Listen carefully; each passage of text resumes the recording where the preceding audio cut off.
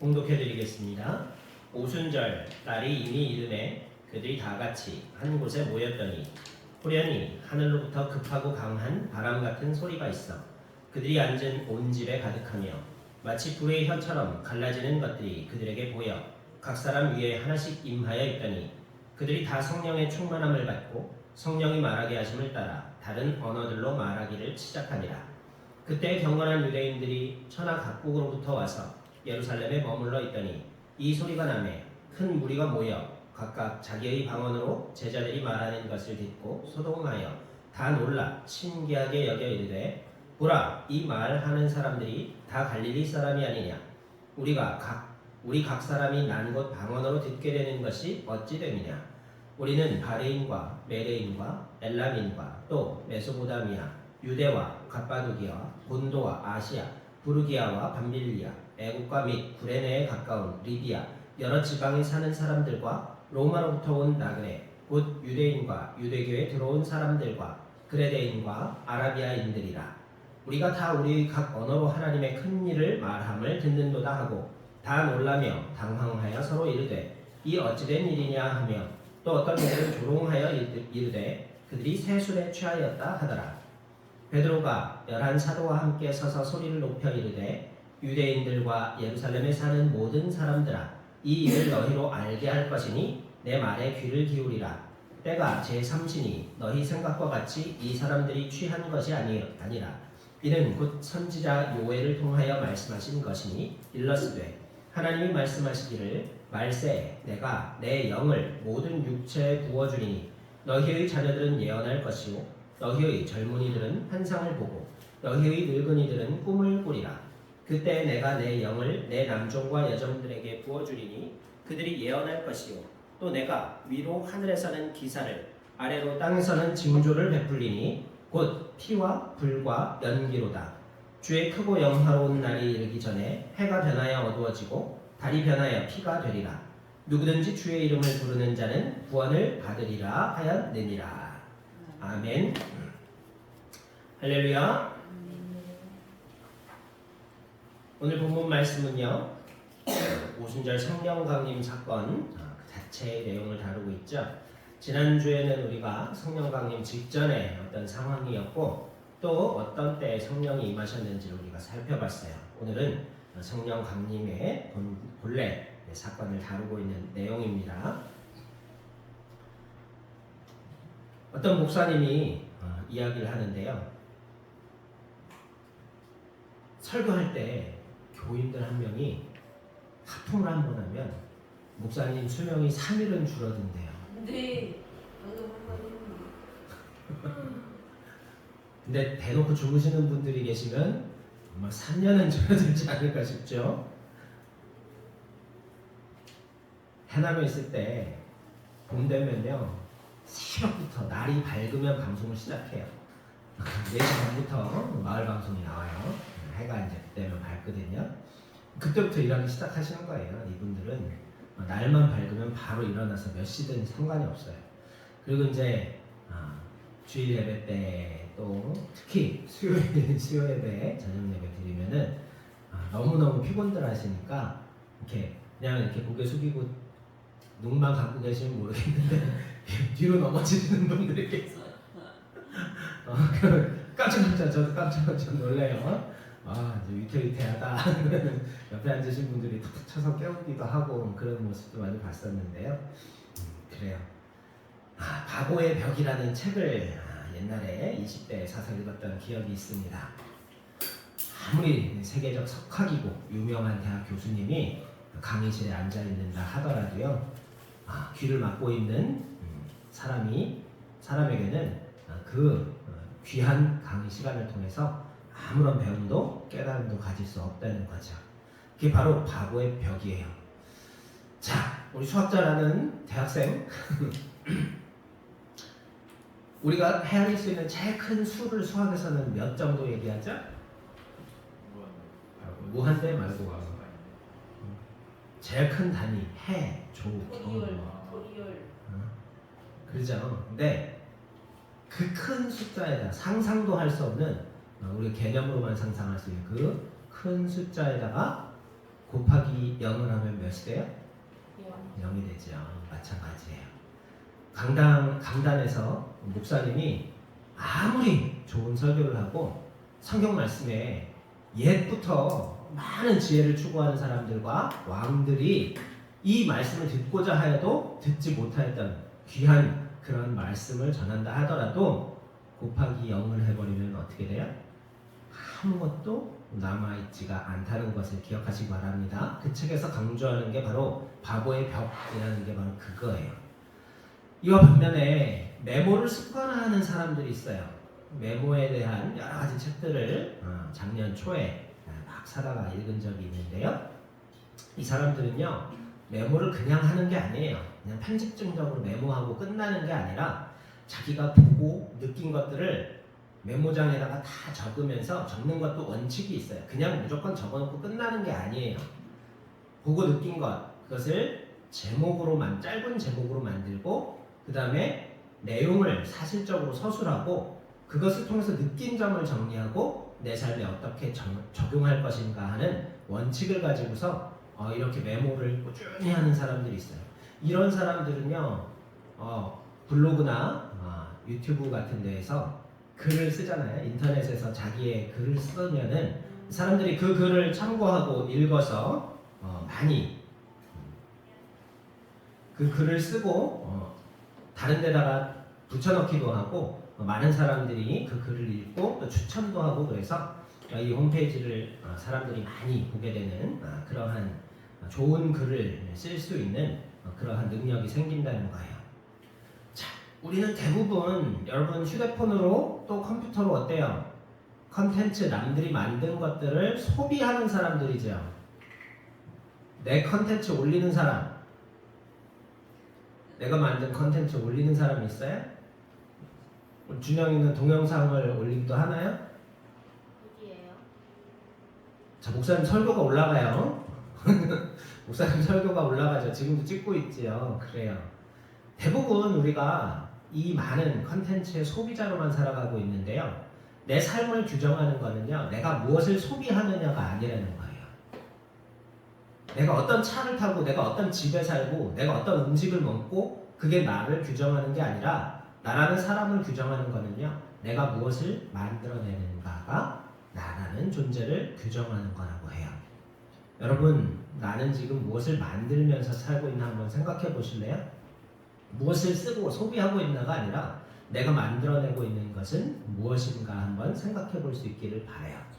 책을 읽는 것도 마찬가지예요. 정보를 소비하지만요, 그리고 내가 습득하지만요, 그것을 통해서 내가 무언가를 아웃풋할 때, 무언가를 만들어낼 때, 창조하고 크리에이트 할 때, 그때 비로소 가치가 생겨나는 것이고 내가 책을 많이 읽은 보람이 있게 되는 것이고 그만큼 내 삶에 플러스가 된다는 것을 기억하시기를 바랍니다. 말씀 역시 마찬가지예요. 열심히 듣되 내 삶의 아웃풋으로 행함으로 드러날 때 비로소 살아있는 생명의 믿음이 되고 말씀이 된다는 것을 기억하면서 우리가 오늘 성령에 관한 말씀을 주의 깊게 듣고 그 성령 충만한 삶 우리가 살아낼 수 있기를 간절히 소망합니다. 제자들은요, 예수님께서 명령하신 것에 순종하여서 핍박과 위협에도 불구하고 예루살렘을 떠나지 않고 함께 모여서 오로지 마음을 합하여 기도했을 때 약속하신 성령이 임하셨다. 그렇게 성경은 기록하고 있죠. 오늘 본문을 말씀을 보면요, 성령께서 임하신 사건의 현상이 구체적으로 어떤 모습이었는지를 설명해주고 있어요. 오늘 2절을 보니까 호련히 하늘로부터 급하고 강한 바람 같은 소리가 있어 그들이 앉은 온 집에 가득하였다라고 성령 강림의 순간을 구체적으로 묘사하고 있죠.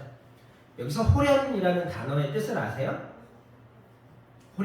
호련히 무슨 뜻이에요? 호련히라는 단어를 국어사전을 찾아보면 준영아, 호련히가 무슨 뜻? 호연이? 우리도 없이 갑자기 뜻하지 아니하게 갑자기 그런 뜻이에요. 호련히 뜻하지 아니하게 갑자기라는 뜻을 가지고 있어요. 성령께서는 이처럼 우리의 뜻이 아니라 하나님의 뜻에 따라 하나님 정하신 때에 갑자기 임하시는 분이시기 때문에 호련히 임했다라고 기록하고 있는 거예요. 그러므로 우리는 내가 기도하는 시간에 내가 원하는 때 성령께서 임하시지 않는다고 실망해서는 안 됩니다. 제자들처럼 핍박 속에서도 묵묵히 기도할 때 성령께서는 호련히 임하시는 분이심을 깨닫기를 바랍니다. 또한 성령께서 어디로부터 임하셨다 오늘 본문 기록하고 있어요. 하늘로부터 임하셨다 그렇게 쓰고 있죠. 성경에서 땅은 흙으로 지어진 사람들이 사는 곳이요 하늘은 거룩하신 하나님께서 계시는 곳이다 라고 묘사하고 있어요. 성령은 땅, 곧 이 세상으로부터 오시지 않고 오직 하나님께서 계신 하늘로부터 임하셨습니다. 그렇기 때문에 우리 마음의 중심이 사람의 일이 아닌 하나님께로 하늘로 온전히 향해 있을 때 임하신다는 거예요. 또한 성령 임재의 순간은요 급하고 강한 바람 같은 소리로 묘사되고 있죠. 강한 바람은 어때요? 눈에 보이지 않지만 큰 나무를 뿌리째 뽑아버리기도 하고요 흙과 먼지를 날리며 심지어 오랜 시간 동안 땅의 모양을 바꾸어 놓기도 합니다. 시편 103편 14절에서 시인은 저가 우리의 체질을 아시며 우리가 진토임을 기억하시니로다 라고 노래하고 있어요. 진토가 뭐예요? 흙을 말하죠. 강한 바람은요 진토와 같은 우리의 삶을 하늘로 날려 올린다는 거예요. 흙으로 지어져 땅에서 살다가 죽어 땅에 다시 묻혀 흙으로 돌아갈 수밖에 없는 진토와 같은 우리를 하나님이 계시는 하늘 곧 천국으로 들려 올라가게 하시는 분이 바로 성령이기 때문에 급하고 강한 바람 같은 소리로 성령 임재의 순간을 묘사하고 있는 거예요. 또 이 구절을 우리가 자세히 주목해 보면요 급하고 강한 바람이 분 것이 아니라 바람 같은 소리가 있었다라고 써 있어요. 성령의 임재와 역사도 이와 같이 찬양과 말씀의 소리 가운데 일어나기 때문에 그래요. 사람들은 기독교를 듣는 종교라고 말합니다. 하나님의 일, 믿음의 일, 성령의 일은 철저히 말씀과 들음을 통해서 일어나기 때문임을 기억하시기 바랍니다. 또한 3절에서는요 마치 불의 혀처럼 갈라지는 것들이 그들에게 보여 각 사람 위에 하나씩 임하여 있더니 라고 성령 임재의 현상을 묘사하고 있죠. 불은요 모든 것을 태웁니다. 태워서 온갖 더러운 것들을 정화시켜서 하늘로 올려보내죠. 이런 불이 혀로 묘사되는 것은 바로 성령이 하나님의 말씀을 깨닫게 하시는 분이시기 때문에 그래요.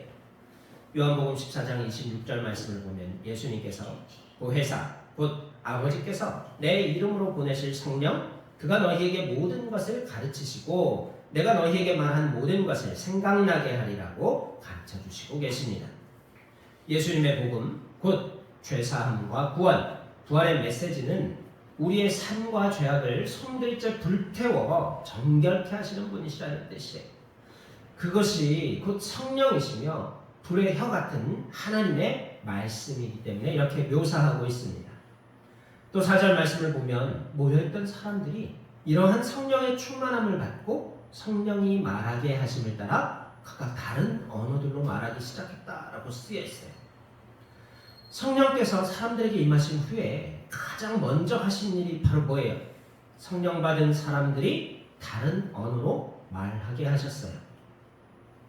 다른 언어로 말하게 하신 이유가 여러 곳에서 모인 사람들이 모두 알아듣도록 하시기 위한 것임을 오늘 본문은 기록하고 있어요. 여러분 성경에 사람들이 다 같은 말을 쓰던 시절이 있었을까요? 아니요. 있어요. 우리 주원이 짬밥 때문에 좀 알죠? 언어가 혼잡해진 사건이 언제 기록되어 있을까요? 구약에. 힌트 줄게요.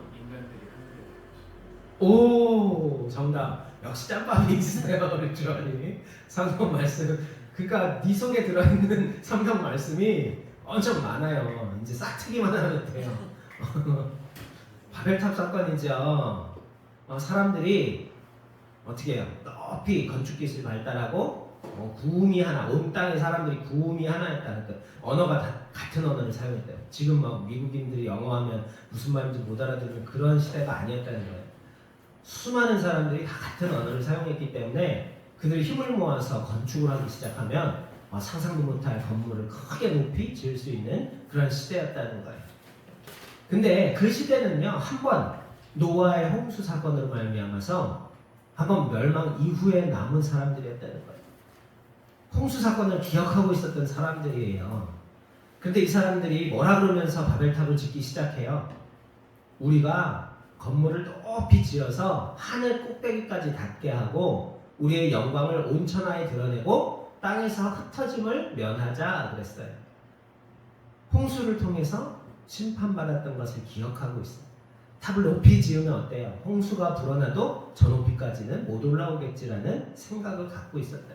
하나님의 심판에 자기들의 힘으로 대적해보려는 오만한 마음이 그 인간들에게 있었다. 그때 어때요? 하나님께서 사람들의 말을 서로 다르게 해버렸어요. Give me a block. 뭐라고? 먹고 무식이 그 얘기 알죠? 사투리. 경상도하고 전라도인가요?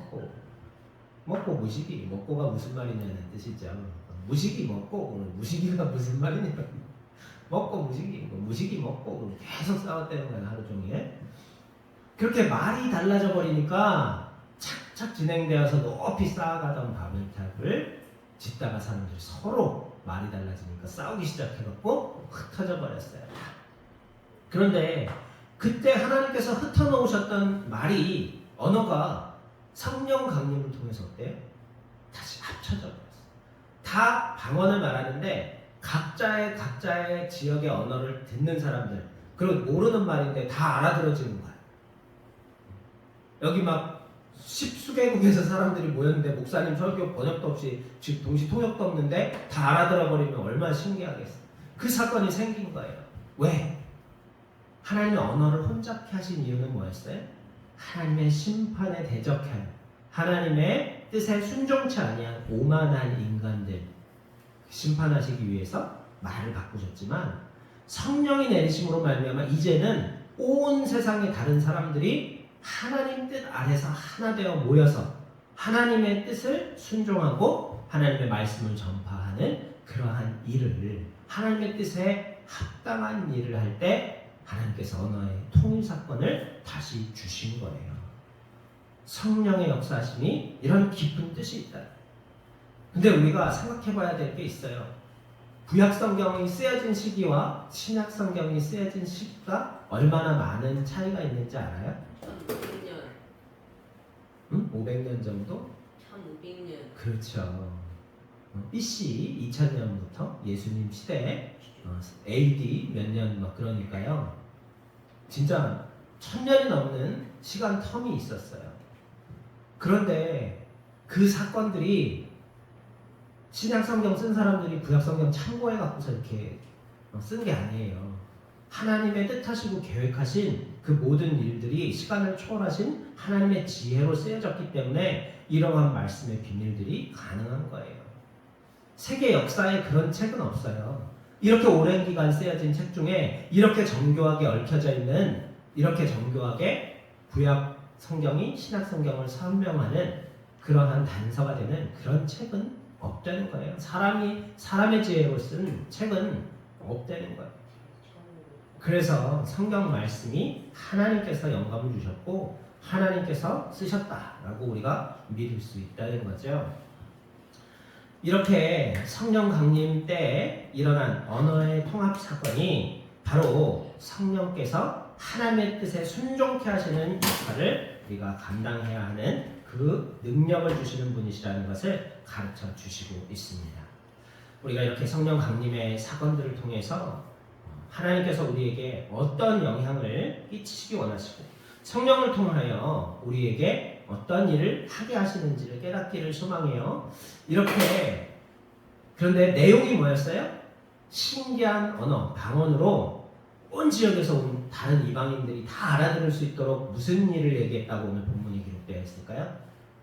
말은 신기한 언어로 말을 해서 사람 다 알아들었는데 그 내용이 뭐예요? 하나님의 큰 일을 말함을 듣는도다, 그렇게 기록되어 있어요. 하나님의 큰 일이 뭘까? 하나님의 큰 일이 뭐예요? 하나님의 행하신 가장 큰 일이 뭘까요? 바로 예수 그리스도의 십자가 사건을 말하는 거죠. 죄 죄로 죽을 수밖에 없는 우리를 예수님의 십자가 희생을 통하여 다시 살게 하시고 구원의 은혜를 더하여 주시는 것이 하나님이 행하신 가장 큰 일이라는 거예요. 성령이 강림하셔서 임재하셔서 신기한 언어로 모든 사람들이 한꺼번에 알아들을 수 있는 신기한 언어로 말하게 하신 내용이 바로 예수님의 십자가 사건, 하나님의 행하신 큰 일이라는 것을 깨닫는 은혜가 있기를 간절히 소망합니다. 지금도 성령께서 우리 준혁이와 함께 하시고 계심을 믿습니다. 근데 왜 성령께서 장난을 하게 하실까? 하나님의 큰 일을 하게 하실 줄 믿습니다.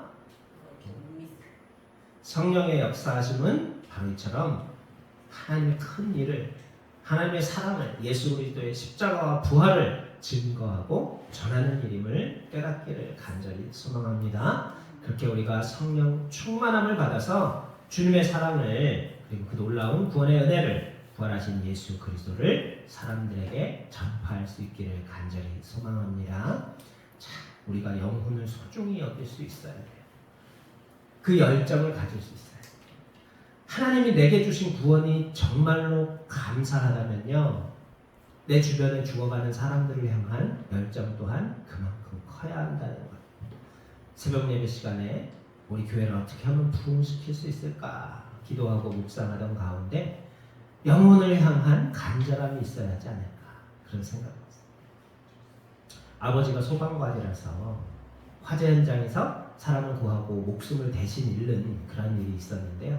그 아들이 또 경찰이었어요. 근데 그 아들은 또 물에 빠져 흘러내려가는 아이를 강에서 건져내기 위해 목숨이 아깝지 않게 뛰어들어가지고 구해내고 다행히 둘 다 살았어요. 하지만 그 모습을 보면서, 야, 저렇게 타인의 생명을 구하기 위해서 자기 생명을 아끼지 않는 혈통이 있고 가문이 있구나, 그런 모습을 보면서요,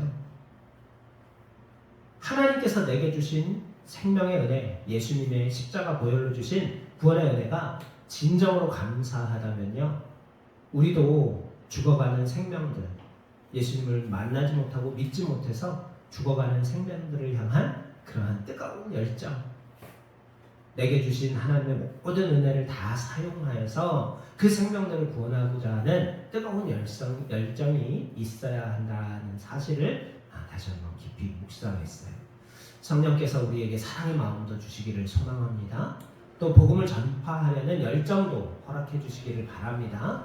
내 주변에 주님을 구주로 영접하지 못하여서 사망의 음침한 발자기를 걸어가고 있는 그러한 우리 이웃들의 생명을 구원하기 위한 뜨거운 열정을 가지고 주님의 복음을 힘써 전할 수 있는 성령 충만한 주님의 자녀들이 모두 되시기를 간절히 소망합니다.